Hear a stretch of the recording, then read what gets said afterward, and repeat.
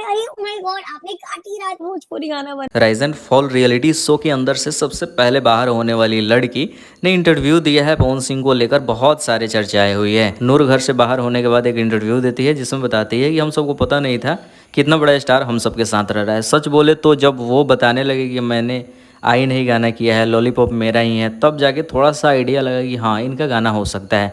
But बाहर आने के बाद जिस तरीके का फ़ैन फॉलोइंग हमने देखा, यकीन मानो कि अगर एक गाना में मौका मिल जाए तो बड़ी बात है। बाकी इस इंटरव्यू में नूर ने एक ऐसी बातों को शेयर कर दिया जो कि टीवी पे नहीं दिखाया गया।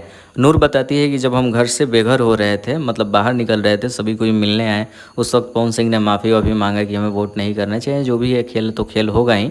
लेकिन उस वक्त बातें हुआ, पवन सिंह को उस वक्त पता लगा कि हम कोरियोग्राफर भी हैं, कोरियोग्राफ भी करते हैं। तो पवन सिंह ने जो आकृति के साथ गाना फाइनल किया है, उस गाने में मुझे कोरियोग्राफ करने का मौका मिलेगा। तो ये लेटेस्ट न्यूज़ है, टीवी पे ये सब चीज़ दिखाया नहीं गया है, लेकिन पवन सिंह ने आकृति के साथ गाना भी फाइनल कर लिया है। तो वीडियो को शेयर करें ताकि इस न्यूज़ के बारे में सबको पता चल सके।